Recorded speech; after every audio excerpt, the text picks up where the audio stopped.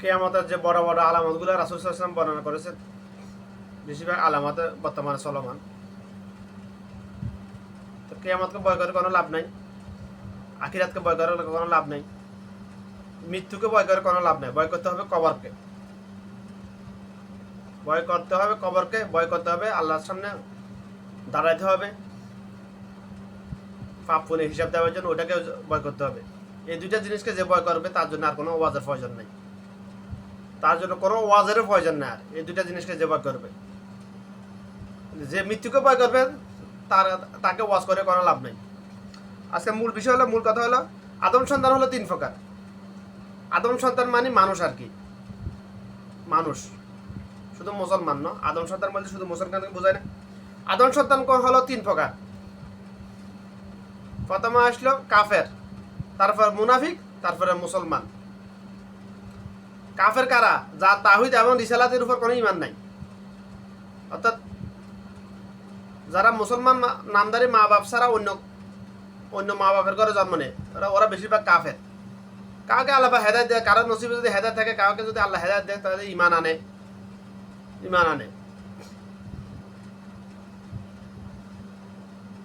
কাফেরের সংখ্যা মুসলমানের তুলনায় অনেক কম,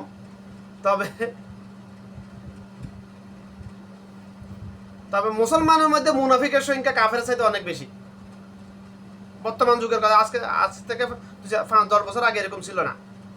আস্তে আস্তে এটা আরো বাড়বে, শুধু বাড়বে। আমার কথা বেশিরভাগ মুনাফিক নিয়ে, আজ থেকে প্রায় 12-14 বছর আগে থেকে আমার কথায় মুনাফিক নিয়ে। যেহেতু আমি মানুষ নিয়ে রিসার্চ করেছি টানা প্রায় 25 বছর, আমি ওই জন্য আল্লাহ পাক আমাকে এগুলো বুঝাইছে, বুঝার তৌফিক দিয়েছে। আমার তৌফিক ইল্লা বিল্লাহ, আলহামদুলিল্লাহ। অর্থাৎ মুনাফিক কাফের তো প্রকাশ্যে হয়, কাফের প্রকাশ্যে। যাদের কার ঈমান নাই, হিন্দু ঘরে ওরা কাফের, হিন্দুর ঘরে জন্ম নেয় যারা হিন্দু বাড়িতে ওরা কাফের, খ্রিস্টানের বাড়িতে যারা ওরা কাফের, ইহুদির ওরা কাফের, খ্রিস্টান তার বৌদ্ধ ওরা কাফের, শিখ ওরা কাফের, শিয়া ওরা কাফের। এটা তো ওগুলো প্রকাশ্য হয়, তবে মুনাফিক সবসময় প্রকাশ্য হয় না। মানে বিতর্কিত করে কাফের করে জন্ম নেওয়া, ওগুলো ওই কাফের গুলো প্রকাশ্য হয়,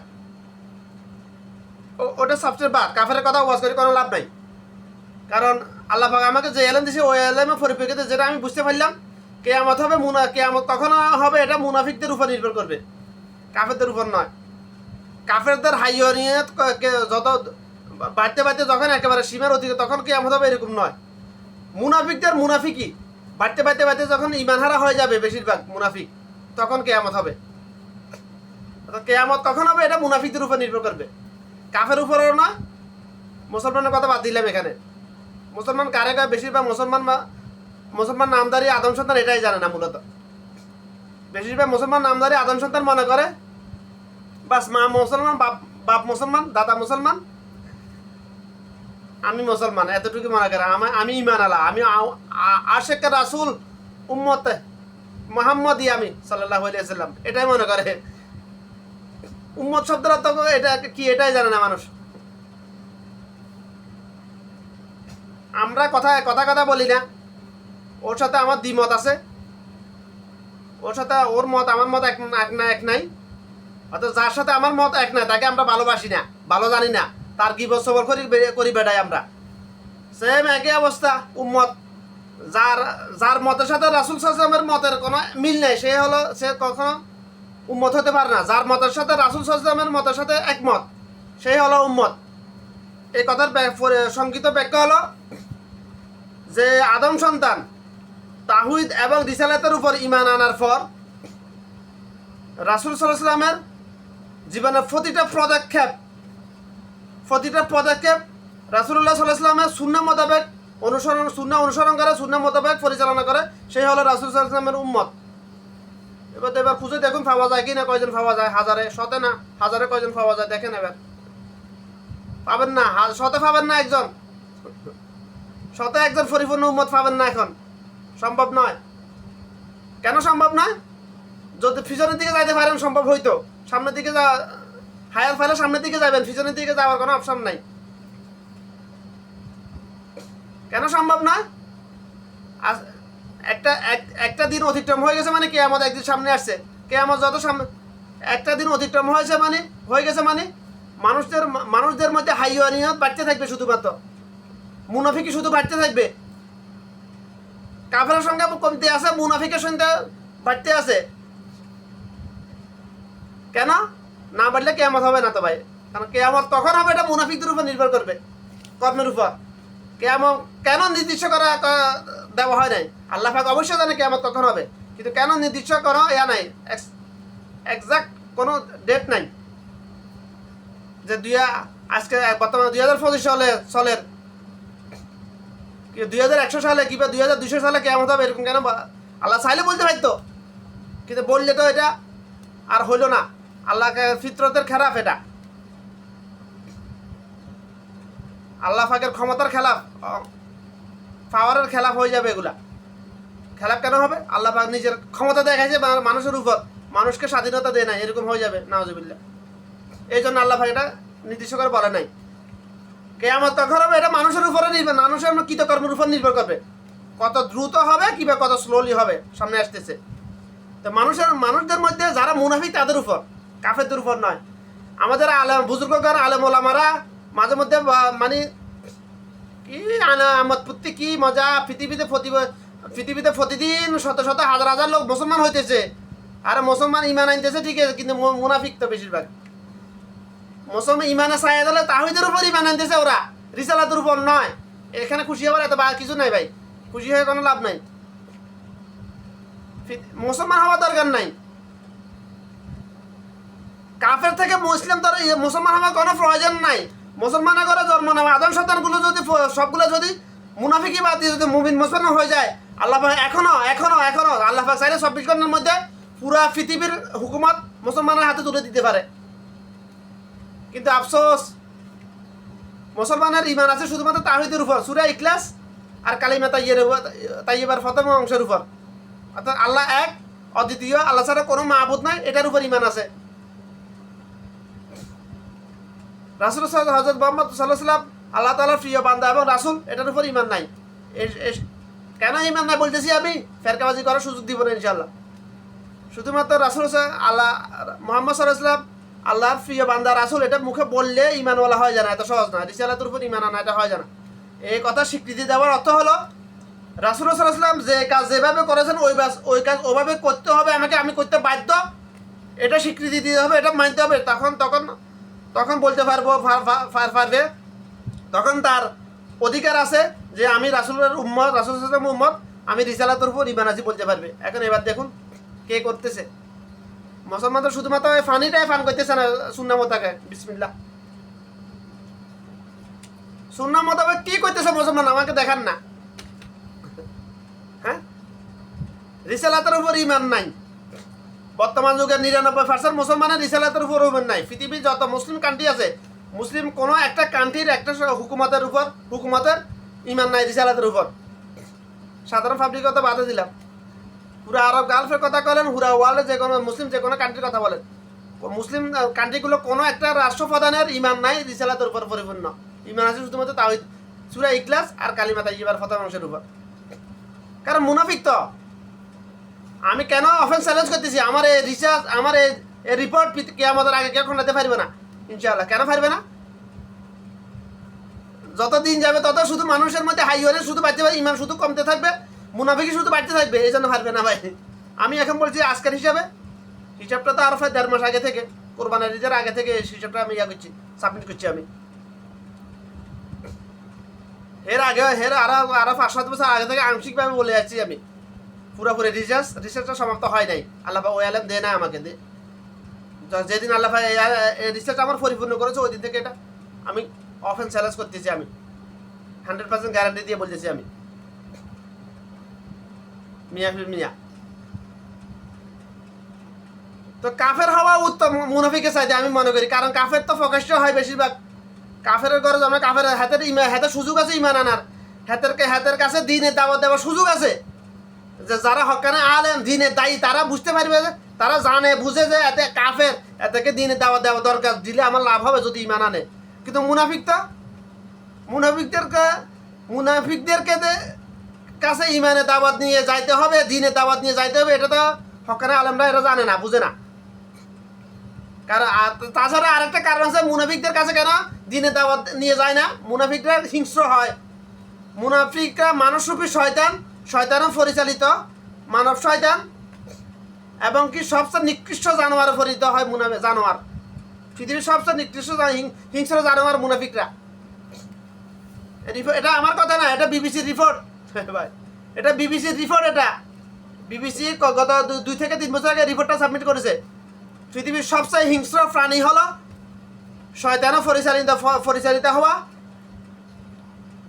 মানব সুরতে মুনাফিক, বাতিনি শয়তানগুলা, কিছু বাতিনি কিছু জাহিরি শয়তানগুলা, মানব শয়তানগুলা সবচেয়ে হিংস্র। বিবিসির রিপোর্ট অনুযায়ী এটা প্রমাণ করেছে। এটা কেন হিংস্র? পৃথিবীতে প্রতিদিন মানে হিংস্র জানোয়ারের আক্রমণে, বাঘ ভাল্লুক, জঙ্গলে যত হিংস্র জানোয়ার আছে, সাপ বিচ্ছু বা মানে বিষাক্ত এবং হিংস্র প্রাণীর আক্রমণে মারা যাওয়ার, যত মানুষ মারা যায় তার মধ্যে সবচেয়ে বেশি মানুষ মারা যায় মানুষের আক্রমণে। মানুষকে মারতেছে সবচেয়ে বেশি। এটা বিবিসির রিপোর্ট ভাই, আমার রিপোর্ট না। আমার রিপোর্ট তো কারো কাছে দাম নাই। রিপোর্ট এটা আমার অনেক আগে ছিল। এটা আবার এই রিপোর্টটা কিন্তু আমি অনেক আগে দিয়েছি, আরো কয়েক বছর, আরো 5-7 বছর আগে দিয়েছি আমি রিপোর্টটা। পৃথিবীর সবচেয়ে হিংস্র প্রাণী হয়েছে মানুষ, সবচেয়ে বিষাক্ত প্রাণী হয়েছে মানুষ, মুনাফিকগুলা আবার এখানে মুনাফিকগুলা। মুসলমানের কথা বলতেছি না আমি। মুনাফিক আর মুসলমান এক হতে পারে না কখনো। কারণ আল্লাহ পাক কোরআনে স্পষ্ট, ইন্নাল মুনাফিকিনা ফি নার জাহান্নাম ফিল মুনাফিকিনা ফি সালাসা নিশানা। মুনাফিকের 3টা নিশানা। প্রথম নিয়ে আসছে রাসূলুল্লাহ সাল্লাল্লাহু আলাইহি ওয়াসাল্লাম মিথ্যা কথা বলা, আর 2টার কথা বাদ দিলাম। এটা যেহেতু আমার রাসূল সাল্লাল্লাহু আলাইহি ওয়াসাল্লাম বলেছে, এই জন্য আমি এটাকে খণ্ডাইতে পারতেছি না, নাহলে আমি এটাকে খণ্ডা দিতাম। যাতে মিথ্যা কথা বলে হাতে চূড়ান্ত মুনাফিক। কারণ আমানতের খেয়ানত করার জন্য মিথ্যা কথা বলা লাগে, জবানের খেয়ানত করার জন্য, ওয়াদা ভঙ্গ করার জন্য মিথ্যা কথা বলা লাগে। তো ওগুলা তো অপশনাল হয়ে গেছে, ওগুলো কিছু না, বাদ। যে মিথ্যা কথা বলে হাতে চূড়ান্ত মুনাফিক। অন্য হাদিসে আসছে মুনাফিকের চিহ্ন 4টা, ওটা জয়ীফ। কারণ মুনাফিকের চিহ্ন হলো আসলে চূড়ান্ত চিহ্ন হলো একটা, কিন্তু মুনাফিকের চরিত্রগত দিক থেকে অনেক শত প্রকার আছে। চারিত্রিক দিক থেকে মানে হাইওয়ানিয়তের দিক থেকে অনেক শতাধিক মুনাফিকের প্রকারভেদ আছে। ওটা আমি লিস্টে এখনো করা হয় না, প্রকাশ করবো ইনশাআল্লাহ। কাউকে মিথ্যা অপবাদ দেওয়া, মিথ্যা কথা বলে মানুষের হক নষ্ট করা, রাজনৈতিক লোভের দুনিয়ার লোভে পড়ে একদল আরেক দলের বিরুদ্ধে মিথ্যা অপবাদ দেওয়া, মিথ্যা কথা বলা, এগুলো সব মুনাফিকি চরিত্র। এগুলো সব মিথ্যা মিথ্যা মিথ্যা মিথ্যা যেখানে আছে ওখানে ওটাই মুনাফিক। মিথ্যা কথা বলে যে বলে সে চূড়ান্ত মুনাফিক। কারণ পৃথিবীতে যত অপরাধ আছে সবকিছু মূল হলো মিথ্যা কথা বলা। মিথ্যা সকল পাপের জননী, কোনো এক মনীষী কথাটা বলে গেছেন। এটা কোরআন এবং মুনাফিকদের যতগুলো চরিত্র আছে সবগুলো চরিত্রের সারাংশ। এটা মিথ্যা সকল পাপের জননী।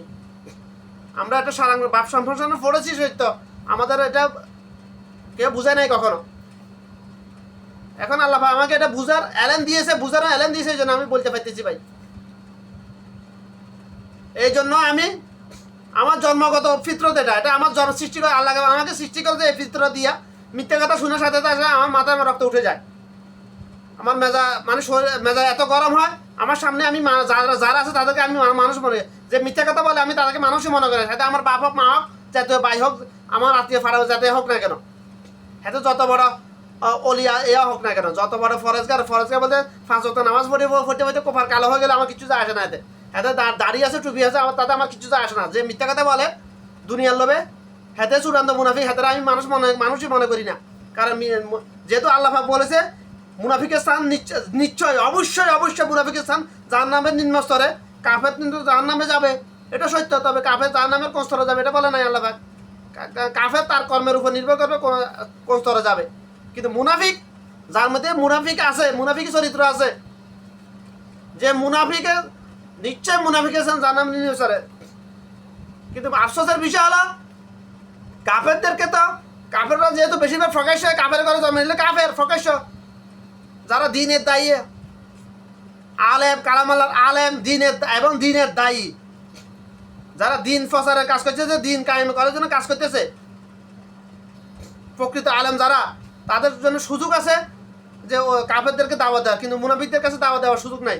মুনাফিকদের দাওয়াত দিতে গেলে তারা মার খাবে, এই বয়ে দাওয়াত দেয় না বেশিরভাগ ক্ষেত্রে। প্রমাণ দেখতে গত 16 বছর কি হয়েছে দেখতেছেন তো। গত 16 বছর কত শত শত আলেমকে শুধুমাত্র আল্লাহর কথা বা আল্লাহ কালাম আল্লাহকে বাংলা ট্রান্সলেট করে মানুষের সামনে উপস্থাপন করার জন্য, আদম সন্তানকে মুনাফিকদেরকে মুসলমান বানানোর চেষ্টা করার জন্য, কাফেরদেরকে মুসলমান বানানোর চেষ্টা করার জন্য কথা বলেছে। এই জন্য জুলুম অত্যাচারের শিকার হয়েছে। আল্লামা দেলোয়ার হোসেন সাইদি, আমার ফ্রানফিয়া, আল্লামা ফ্রানফিয়াকে তো যা সুযোগ পাইলে তার জন্য জীবন দিতেও প্রস্তুত ছিলাম, নিতেও প্রস্তুত আমি, কিন্তু সুযোগ পাই নাই। তার অপরাধ শুধুমাত্র একটাই, দিন কায়েম করার, দিন প্রচার করেছেন, দিন কায়েম করার চেষ্টা করেছেন। যার হাতে হাত রেখে বায়াত গ্রহণ করে, যার উসুলে আল্লাহ পাক লক্ষাধিক আদম সন্তানকে হেদায়েত দান করেছেন, যার উসিলায় হেদায়েত মানিতে আল্লাহ, তার অপরাধ কি? একমাত্র আল্লাহ পাকের কালাম আল্লাহকে বাংলা ট্রান্সলেট করা, মানুষের সামনে উপস্থাপন করা অপরাধ। কারা করেছে? মুনাফিকরা করেছে, কাফেররা করে নাই।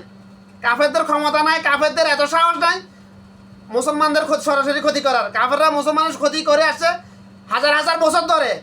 আমার রাসূলুল্লাহ সাল্লাল্লাহু আলাইহি ওয়াসাল্লামের জামানা থেকে, এবং সকল নবী রাসূলের ইতিহাস জীবন বৃত্তান্ততে অ্যানালাইসিস করে যেটা পাইছি, কাফেররা ইহুদি নাসারারা মুসলমানের সরাসরি ক্ষতি করতে পারে নাই, মুনাফিকদেরকে দিয়ে ক্ষতি করেছে। মুনাফিকদেরকে দুনিয়ার লোভ দেয়, মুনাফিকরা দুনিয়ার লোভী হয়, 100% দুনিয়ার লোভী মুনাফিকরা। মুনাফিকি করার একটাই কারণ তো, তারা দুনিয়ার লোভী, এই জন্য তো মুনাফিকি করে ভাই। যার কলবে দুনিয়ার লোভ না, সে মুনাফিকি তো করার প্রশ্ন আসে না। যার কলবে এই চিন্তা আসে যে এখানে কেউ নাই, কিন্তু আল্লাহ তো আছে, আল্লাহ তো দেখতেছে আমাকে কি করতেছি না করতেছি। আমি এখানে মদ খাইলাম, সিগারেট খাইলাম, জর্দা খাইলাম, তা হারাম যা মাঝে তা খাইতে পারবো, কেউ নাই, দুনিয়ার কেউ নাই, কিন্তু আল্লাহ তো দেখতেছে আমাকে। যার কলবে এসিতে থাকবে সে কখনো মুনাফিক হইতে পারবে না, সম্ভব নয়। মুনাফিক আর মুসলমান এক হতে পারে না। যার কলবে এসিতে আছে সে মুসলমান, আর যার কলবে এসিতে নেই সে মুনাফিক। মুনাফিক আর মুসলমান কখনো এক হতে পারে না, কিন্তু মুনাফিকের জন্ম হয় মুসলমানের ঘরে, এটা ছিল সত্য। কাফের ঘরে জন্ম নিলে হাতের মুনাফিক ফতুয়া দেওয়ার কোনো অধিকার নেই কারো, কারণ হাতে তো কাফের আবার মুনাফি বললেও কি না বললেও কি, হাতে তো কাফের বিনা হিসাবে হাতে যার নামে। কাফের কোনো নেকামল নাই, মুনাফিকদের নেকামল আছে। ওয়াল্লাহি আলেম ওই আমলের বিনিময় নেকামল আছে, নামাজ পড়ে, রোজা রাখে, লোক দেখানো জিয়া জাকাতও দে, হজ করে, সেলফি হজ করে, সেলফি মানুষকে দেখানোর জন্য। ফরজ আমলগুলো কবুল হবে, কিন্তু বিনিময় পাবে কি পাবে না ওটা ওয়াল্লাহি আলেম আল্লাহ ভালো জানে। আমার ফতোয়া দেওয়া দরকার না, কোনো অধিকার নেই, দরকারও নেই, প্রয়োজনও নেই। এটা তোমারটা তুমি কবর গেলে তুমি দেখো, আমার দরকার নেই এত গভীরে যাবার। কবরে যাবার আমার দরকার নেই, তো কবরে যাবার আমার দরকার নাই। দুনিয়ার কথা বললে তো শেষ হবে না, এই এক জীবন যথেষ্ট নয়। তো আশা করি আমার সকল দিনী ভাই বোনের কথাগুলো বোঝার চেষ্টা করবেন, নিজে আমল করবেন ইনশাল্লাহ। যদি মুনাফিকি চরিত্র থেকে থাকে ওটা বের করে ফেলবেন কলব থেকে। মুসলমান মুনাফিক কখনো এক হতে পারে না। মুসলমান আর মুনাফিক একসাথে বসবাস করতেছে এটা সত্য, কিন্তু কখনো এক হতে পারবে না। মুসলমানের কলব আর মুনাফিকের কলব আকাশ পাতাল পার্থক্য। 7 আসমান 7 জমিনের উপর যতটুকু দূরত্ব এরকম পার্থক্য মনে করো। মুসলমান আর মুনাফিকের কলব কখনো এক হতে পারে না। কোন হিন্দুর ঘরে জন্ম নেওয়া মেয়েকে বিবাহ করা যায়, খ্রিস্টানদের মেয়েকে বিবাহ করা যায়,